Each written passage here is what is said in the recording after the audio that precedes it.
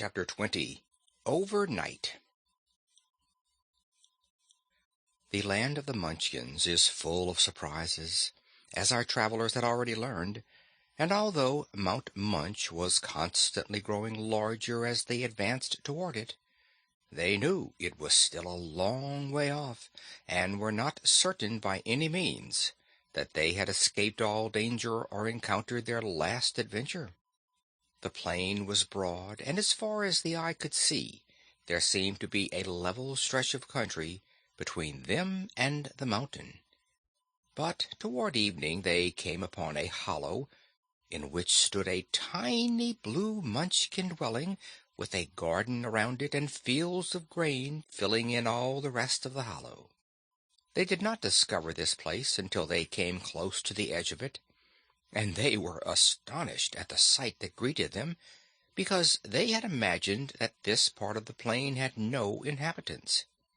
"It's a very small house," Woot declared. "I wonder who lives there."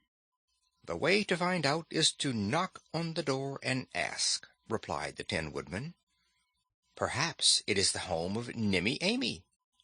"Is she a dwarf?" asked the boy. "No, indeed. Nimmy Amy is a full-sized woman." "Then I'm sure she couldn't live in that little house," said Woot. "Let's go down," suggested the Scarecrow. "I'm almost sure I can see a straw stack in the back yard." They descended the hollow, which was rather steep at the sides, and soon came to the house, which was indeed rather small. Woot knocked upon a door that was not much higher than his waist, but got no reply. He knocked again, but not a sound was heard. "Smoke is coming out of the chimney," announced Polychrome, who was dancing lightly through the garden, where cabbages and beets and turnips and the like were growing finely. "Then someone surely lives here," said Woot, and knocked again.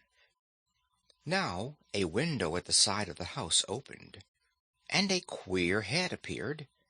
It was white and hairy, and had a long snout and little round eyes. The ears were hidden by a blue sunbonnet tied under the chin. "Oh, it's a pig!" exclaimed Woot. "Pardon me, I am Mrs. Squilina Swine, wife of Professor Grunter Swine, and this is our home," said the one in the window. "What do you want?" "What sort of professor is your husband?" inquired the Tin Woodman curiously. "He is a professor of cabbage culture and corn perfection. He is very famous in his own family, and would be the wonder of the world if he went abroad," said Mrs. Swine, in a voice that was half proud and half irritable. "I must also inform you intruders that the professor is a dangerous individual, for he files his teeth every morning until they are as sharp as needles. If you are butchers, you'd better run away and avoid trouble." "We are not butchers," the Tin Woodman assured her. "Then what are you doing with that axe, and why has the other Tin Man a sword?" "They are the only weapons we have to defend our friends from their enemies," explained the Emperor of the Winkies, and Woot added, "Do not be afraid of us, Mrs. Swine, for we are harmless travelers. The Tin Men and the Scarecrow never eat anything, and Polychrome feasts only on dewdrops. As for me, I'm rather hungry, but there is plenty of food in your garden to satisfy me." Professor Swine now joined his wife at the window, looking rather scared in spite of the boy's assuring speech. He wore a blue Munchkin hat with pointed crown and broad brim, and big spectacles covered his eyes. He peeked around from behind his wife, and after looking hard at the strangers, he said, "My wisdom assures me that you are merely travelers, as you say, and not butchers. Butchers have reason to be afraid of me, but you are safe. We cannot invite you in, for you are too big for our house. But the boy who eats is welcome to all the carrots and turnips he wants. Make yourselves at home in the garden, and stay all night, if you like. But in the morning you must go away, for we are quiet people and do not care for company." "May I have some of your straw?" asked the Scarecrow. "Help yourself," replied Professor Swine. "For pigs, they're quite respectable," remarked Woot, as they all went toward the straw stack. "I'm glad they didn't invite us in," said Captain Fighter. "I hope I'm not too particular about my associates, but I draw the line at pigs." The Scarecrow was glad to be rid of his hay, for during the long walk it had sagged down and made him fat and squatty and more bumpy than at first. "I'm not especially proud," he said, "but I love a manly figure, such as only straw stuffing can create. I've not felt like myself since that hungry hippo ate my last straw." Polychrome and Woot set to work removing the hay, and then they selected the finest straw, crisp and golden, and with it stuffed the Scarecrow anew. He certainly looked better after the operation, and he was so pleased at being reformed that he tried to dance a little jig and almost succeeded.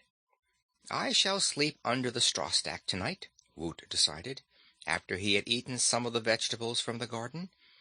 And in fact he slept very well, with the two tin men and the Scarecrow sitting silently beside him, and Polychrome away somewhere in the moonlight dancing her fairy dances.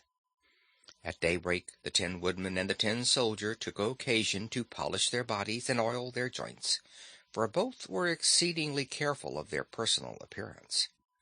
They had forgotten the quarrel due to their accidental bumping of one another in the invisible country, and being now good friends, the Tin Woodman polished the Tin Soldier's back for him, and then the Tin Soldier polished the Tin Woodman's back. For breakfast, the Wanderer ate crisp lettuce and radishes, and the Rainbow's Daughter, who had now returned to her friends, sipped the dewdrops that had formed on the petals of the wild flowers. As they passed the little house to renew their journey, Woot called out, "Goodbye, Mr. and Mrs. Swine." The window opened, and the two pigs looked out. "A pleasant journey," said the Professor. "Have you any children?" asked the Scarecrow, who was a great friend of children. "We have 9," answered the Professor, "but they do not live with us, for when they were tiny piglets the Wizard of Oz came here and offered to care for them and to educate them, so we let him have our 9 tiny piglets, for he's a good wizard and can be relied upon to keep his promises." "I know the 9 tiny piglets," said the Tin Woodman. "So do I," said the Scarecrow. "They still live in the Emerald City, and the wizard takes good care of them and teaches them to do all sorts of tricks." "Did they ever grow up?" inquired Mrs. Swilena Swine in an anxious voice. "No," answered the Scarecrow. "Like all other children in the Land of Oz, they will always remain children. And in the case of the tiny piglets, that is a good thing, because they would not be nearly so cute and cunning if they were bigger." "But are they happy?" asked Mrs. Swine. "Everyone in the Emerald City is happy," said the Tin Woodman. "They can't help it." Then the travelers said good-bye and climbed the side of the basin that was toward Mount Munch. End of chapter 20.